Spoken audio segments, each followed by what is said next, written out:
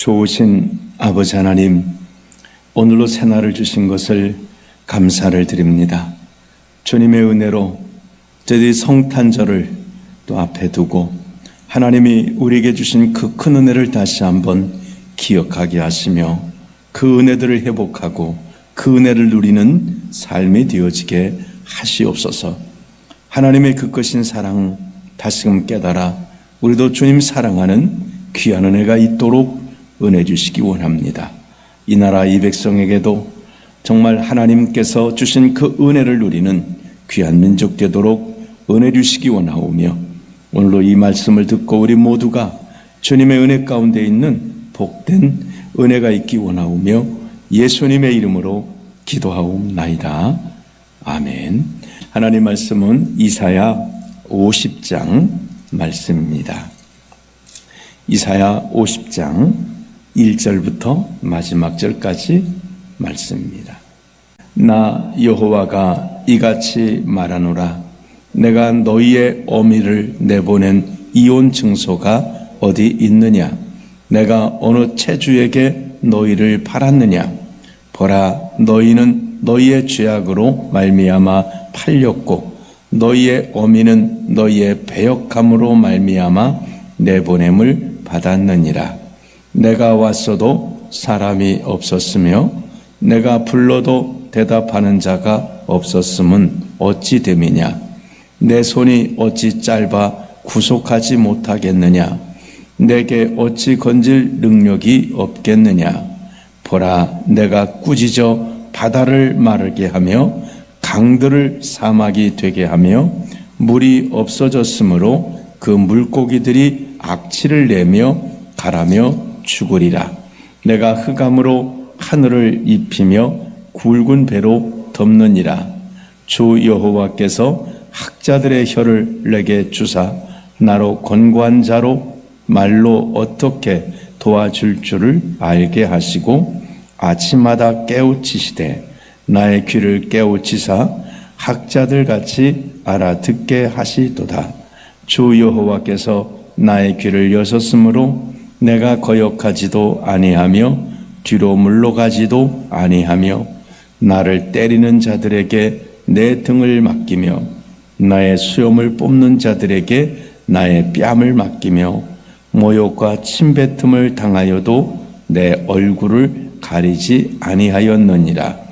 주 여호와께서 나를 도우심으로 내가 부끄러워하지 아니하고 내 얼굴을 부싯돌같이 굳게 하였으므로 내가 수치를 당하지 아니할 줄 아노라. 나를 의롭다 하시는 이가 가까이 계시니 나와 다툴 자가 누구냐? 나와 함께 설지어다. 나의 대적이 누구냐?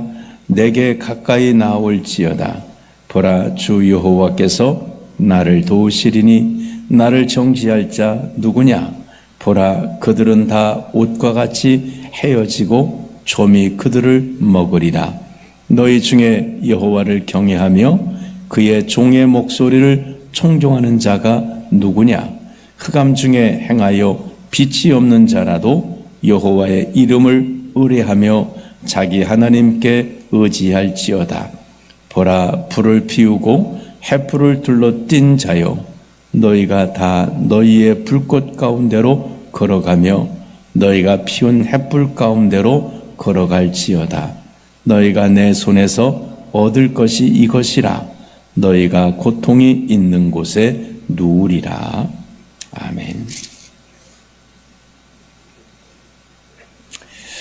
오늘 말씀을 보면 하나님께서 이 시온이 망하게 되는 거, 어저께 시온은 예루살렘이나 또 하나님의 백성 이스라엘이나 이제 또 하나님의 성전이 있는 곳을 가르친다라고 말씀을 드렸습니다. 그래서 여기 보면 1절에 나 여호와가 이같이 말하노라. 내가 너희의 어미를 내보낸 이혼 증소가 어디 있느냐? 너희 어미란 말이 바로 시온이란 말입니다. 시온은 이스라엘 백성들의 어머니와 같은 거예요. 그래서 이스라엘 백성들은 이 시온의 어머니 품에 있듯이 바로 시온이라는 이 하나님의 축복된 곳에서 그들이 보호를 받고 양육을 받고 사랑을 받고 그렇게 살아가는 겁니다. 그런데 시온이 하나님께서 내보내셨다는 것, 하나님이 시온을 버리셨다는 그것을 마치 이 결혼처럼 이야기해서 이혼 증서를 주어서 하나님이 갈라섰다는 것, 이 시온을 내보냈다는 겁니다. 그런데 오늘 말씀이 뭐냐면 내가 너희 어미를 내보낸 이혼 증서가 어디느냐 이 말은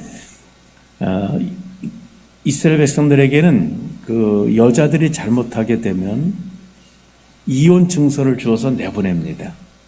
그 말이 무슨 말이겠습니까? 이혼 당할 만한 확실한 근거가 있어야 되는 거예요. 그냥 마음에 안 든다고 이혼 이러면 안 되네. 그러니까 이혼 증서가 있단 말은 이 증서는 누구라도 볼 수 있을 거예요. 그래서 그래? 왜 그 여자 이혼 당했어? 할 때 여기 납득할 만한 정말 이혼 당할 만한 이유가 있었어야 되는 것이지 그게 없어서는 안 되네. 오늘 하나님 말씀하시는 거예요. 자, 내가 너희를 내보낸 이혼 증서가 어디 있느냐? 또 내가 어느 체주에게 너희를 팔았느냐? 그러니까 하나님께서 이스라엘 백성들을 이혼시킨 것이 아니라 자기들 스스로 이제 이렇게 하나님에게서 떠나갔다가 하는 말이고 그 죄악 때문에 그들이 결국은 이렇게 시온이 하나님에게 버림받는 결과를 가져왔다는 겁니다. 내가 어느 체주에게 너에게 팔았느냐? 또 이제 아내를 잃어버린 경우가 빚을 지게 되면요. 내가 빚을 지게 되면 그 빚 때문에 이 빚쟁이들이 와서 아내나 자식들을 노예로 가져가서 팔아버리는 경우가 있습니다. 근데 하나님이 뭐 빚을 져가지고 지금 바벨론에다가 이스라엘을 팔은 것이 아니라는 겁니다. 그럼 왜 이렇게 이스라엘이 바벨론의 포로로 붙들려가는 일이 있었냐면 너희는 너희의 죄악으로 말미암아 팔렸고 너희는 너희의 어미는 너희의 배역함으로 말미암아 내 보냄을 받았느니라. 그러니까 이스라엘 백성들의 죄 때문에 하나님에게서 이렇게 떨어져 나가게 되었다라고 하는 하나님의 은혜에서 떨어졌다라고 하는 것을 말씀하고 있습니다. 2절에 보면 내가 왔어도 사람이 없었으며 내가 불러도 대답하는 자가 없었음은 어찌 됨이냐. 하나님 불러도 대답하는 자가 없다. 하나님 말씀하셔도 듣지 않는 겁니다. 결국은 그렇게 우상을 섬기다가 하나님 말씀을 듣지 않았다가 이들이 팔리게 되었고 이들이 내보냄을 당하게 되었다는 것입니다. 자, 그 다음에 내 손이 어찌 짧아 구속하지 못하겠느냐? 내게 어찌 건질 능력이 없겠느냐? 보라, 내가 꾸짖어 바다를 마르게 하며 강들을 사막이 되게 하며 물이 없어졌으므로 그 물고기들이 악취를 내며 가라며 죽으리라. 내가 흑감으로 하늘을 입히며 굵은 배로 덮느니라. 자, 하나님은 구원하실 능력이 있다는 거예요. 능력이 없어서 뺏기셨거나 능력이 없어서 바벨론 포로로 붙들려 간 것을 내버려 두시는 것이 아니라는 것입니다. 다만 이들이 이 죄악의 문제를, 배역함의 문제를 해결해야 됩니다. 탕자가 돌아올 때는 그냥 먹을 것 없어서 배고파서 돌아오는 게 아니라 내가 하늘과 아버지께 죄를 지었다는 것을 깨닫고 그가 돌아오는 것입니다. 자, 하나님이 바벨론의 이들을 정말 팔리게 하신 것은 이들이 깨닫게 하기 위함입니다. 하나님께 그들의 죄악을 회개하고 하나님께로 우상을 내버리고 하나님께 돌아오도록 그들의 고난의 풀무불 속에 들어가 있는 것입니다.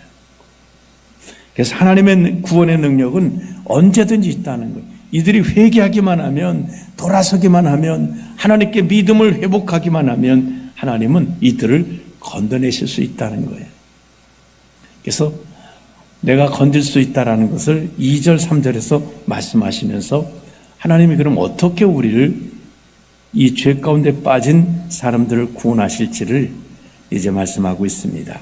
4절에 보면 주 여호와께서 학자의 혀를 내게 주사, 여기 내게 주셨단 말은 바로 예수님을 가르치고 있습니다. 나로 곤고한 자를 말로 어떻게 도와줄 줄 알게 하시고 죄 가운데 빠져서 곤고해진 사람들을 어떻게 말로 도와줄 줄을 알게 하시고, 그래서 주님은 은혜로운 복음의 말씀을 통해서 죄 가운데 있는 사람들을 하나님께로 인도하시는 일을 해주십니다. 학자의 혀를 하나님께서 예수님에게 주셔서 이 정말 하나님이 선자를 통해서 끊임없이 말씀하셔도 깨닫지도 못하고 듣지도 못하고 알지도 못했던 이 백성들을 우리 예수님은 복음으로 이들을 깨닫게 하십니다.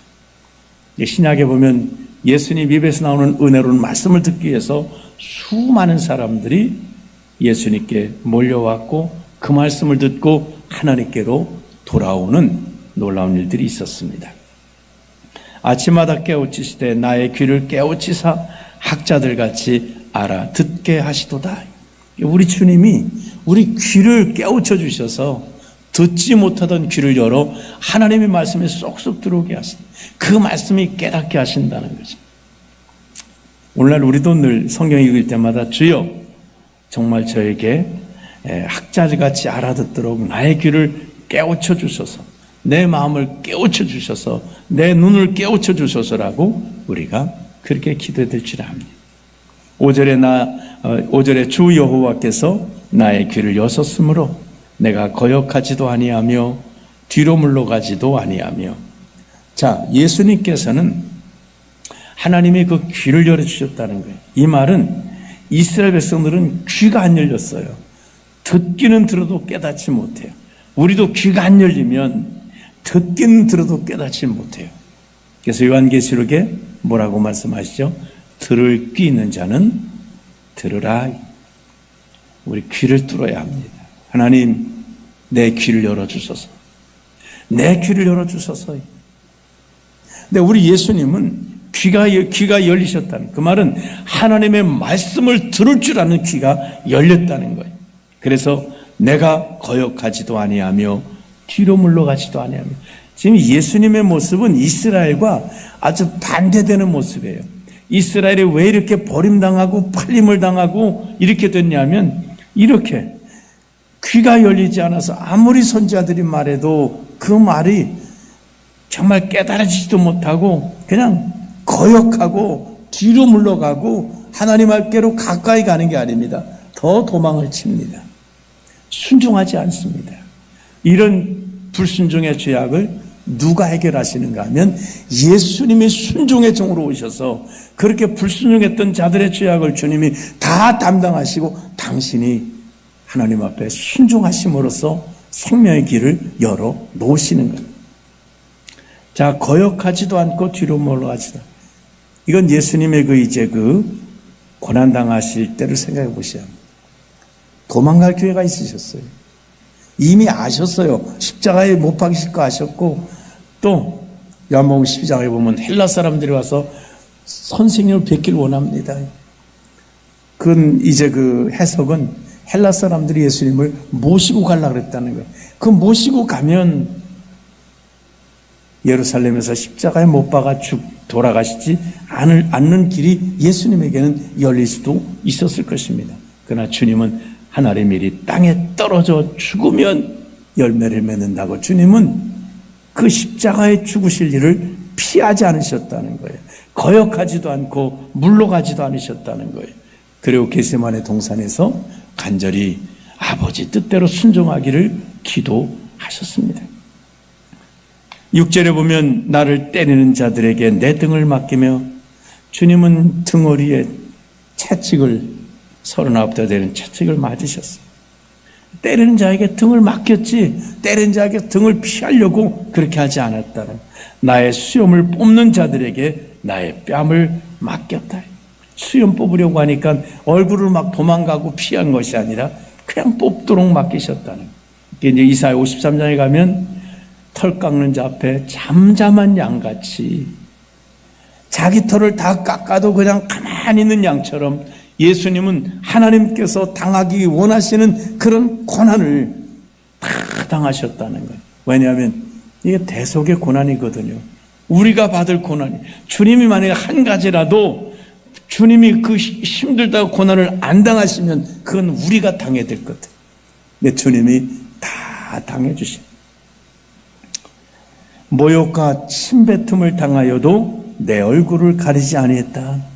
나에게 침뱉는 자에게 침 튀지 말라고 얼굴을 가리거나 얼굴을 숙이지 않고 침뱉는 자에게 침뱉으라고 그 얼굴을 내어 주셨다라고 말씀하겠습니다. 예수님이 그렇게 잡히시던 때에 이렇게 침뱉음을 당하시고 그렇게 하셨습니다. 7절에 주 여호와께서 나를 도우심으로 내가 부끄러워하지 아니하고 내 얼굴을 부싯돌같이 굳가였으므로 내가 수치를 당하지 아니할 줄을 아노라.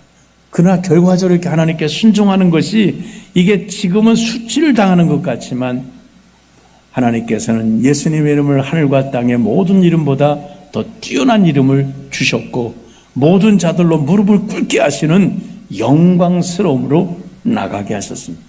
우리가 이 땅에서 하나님 말씀에 순종하는 것이 때로는 수치를 당하고 어려움 당하는 것 같을지라도 그것이 결국은 영원한 영광이 된다는 거예요. 그게 영원한 수치가 되는 게 아니라는 것입니다. 예수님이 이렇게 이스라엘 백성, 버림받은 하나님의 백성들을 대신해서 주님이 순종하시고 고난당하시고 뒤로 물러가지 않으셨다라고 말씀하고 있습니다. 그런데 중요한 것은 주 여호와께서 나를 도우셨다라는 이 말씀이 있습니다. 그렇습니다. 예수님은 언제나 성령님이 역사하심 속에 있었습니다. 우리도 동일해요. 예수님, 죄가 없으신 예수님조차라도 주 여호와께서는 나를 도우셨다라고 말씀하신다면 우리는 이 땅에서 하나님의 도우심 없이, 성령님의 도우심이 없이 믿음 생활 할 수가 없습니다. 승리할 수가 없습니다. 그러나 하나님이 도우시면 우리는 승리하는 삶을 살아갈 수 있습니다. 8절에 나를 의롭다 하시니가 가까이 계시니, 그렇습니다. 사람들이 아니라, 세상이 아니라 하나님이 나를 의롭다고 하셔야 돼요. 예수님은 그렇게 온갖 죄인을 취급당하고 십자가에 못 박혀서 정말 그런 죄인 취급당해도 나를 의롭다 하시니가 나와 함께 계시니 라고 주님은 그렇게 고백하십니다. 나와 다툴 자가 누구냐? 나와 함께 설지어다. 나의 대적이 누구냐? 내게 가까이 나올지어다. 하나님이 나를 의롭다고 하시면 세상에 어떤 사람이 나를 대적하고 악하다고 말해도 흔들리지 않는다는 것입니다. 9절에 보라, 주 여호와께서 나를 도우시리니 나를 정죄할 자가 누구냐? 보라, 그들은 다 옷과 같이 헤어지며 좀이 그들을 먹으리라. 하나님이 도우실 때 그래서 예수님은 하나님이 도우셔서 정죄받지 않으셨다면 우리는 예수님께서 함께 계셔서 우리를 예수 안에 있는 자에게는 결코 정죄함이 없다라고 말씀하고 있습니다. 그렇습니다. 이제 10절부터 11절까지는 하나님, 너희 중에 여호와를 경외하며 그의 종의 몫을 청종한 자가 누구냐? 정말 하나님을 경외하기를 원하는데 내 힘과 내 능력으로 하나님께 순종할 수 없고 이런 사람들에게 예수 그리스도가 필요하다는 거예요. 예수님이 나에게만 계시면, 그러나 이 땅에 하나님께서 이런 예수님을 보내주셔서도 하나님을 경외하지 않은 자는 예수님을 보배로 여기지 않습니다. 예수님을 귀찮아합니다. 싫어합니다. 대적합니다. 그러나 정말 예수님 필요한 자가 있어요. 하나님의 택하신 백성들이 있습니다. 내가 하나님을 경외해야 되는데 내 인간의 죄성 때문에 하나님을 섬기지 못하는 이런 자들은 예수님이 필요하다. 그 예수님이 나를 도우심으로 하나님을 경외할 수 있게 된다는 것입니다. 10절에 너희 중에 여호와를 경외하며 그의 종의 목소리를 청정한 자가 누구냐? 흑암 중에 행하여 빛이 없는 자라도 여호와 이름을 의뢰하며 자기 하나님께 의지할지어다. 하나님 경외하고 그의 종 바로 예수님의 목소리를 청종하는 자는 하나님 의지하며 승리하게 된다는 것입니다. 11절에 보라 불을 피우고 횃불을 둘러띈 자여 너희가 다 너희의 불꽃 가운데로 걸어가며 너희가 피운 횃불 가운데로 걸어갈지어다. 너희가 내 손에서 얻을 것이 이것이라. 너희가 고통 있는 곳에 누우리라. 마치 예수님 십자가 달리기에서 붙잡으실 때에 사람들이 횃불을 만들어서 불을 밝히고 그 다음에 또 불을 피워놓고 거기 불을 쬐고 있었던 예수님을 반대하고 믿지 않는 무리들을 말합니다. 이들은 너희는 고통 있는 가운데 누우리라. 지옥불에 던져진다는. 그러나 예수님 시로 하나님을 경외하는 자들은 이 주님의 놀라우신 도우심을 받아서 이혼당했던 것 같이 버려졌던 시온이 다시금 하나님께로 돌아오고 하나님의 은혜로 임마누엘의 은혜를 누리며 살아간다는 것입니다. 오늘 우리는 우리의 힘이 아닙니다. 우리 경건이 아닙니다. 바로 나를 위해 고난당해 주신 예수님의 그 은혜로, 예수님의 그 공로로 하나님의 자녀가 되고 하나님의 백성이 되고 하나님의 일꾼이 되어서 하나님을 섬기게 됩니다. 우리 예수님의 그 놀라우신 은혜를 힘입어서 하나님의 놀라운 사랑을 다시금 회복하는 또 그 사랑을 누리는 삶이 되시기를 주님의 이름으로 축원합니다. 기도하겠습니다. 좋으신 주님, 우리 인생은 정말 들을 기가 없어서 깨닫지 못하는데 하나님께서는 우리를 깨우칠 예수님을 보내주셨고 우리는 하나님 말씀을 들어도 정말 순종하지 못하고 뒤로 물러가고 배역한 백성이었는데 그래서 우리는 버림받은 자들이었는데 예수님께서 오셔서 우리를 위해서 고난 당하주심으로 우리의 불순종을 순종으로 다 갚아주시고 내가 하지 못했던 것 내가 해야 될 것 주님이 하나님 앞에 순종함으로 말미암아 그래서 우리가 예수님으로 말미암아 다시금 하나님의 사랑 가운데로 나가고 하나님의 그 놀라운 축복을 회복받아 살게 하신 것 감사합니다. 이제 우리가 예수님 붙들고 그 예수님의 이름으로 예수님의 공로와 주님의 인도하심으로 하나님의 놀라운 사랑을 누리는 삶을 살아가도록 은혜 베풀어 주시옵소서. 예수님의 이름으로 기도하옵나이다. 아멘.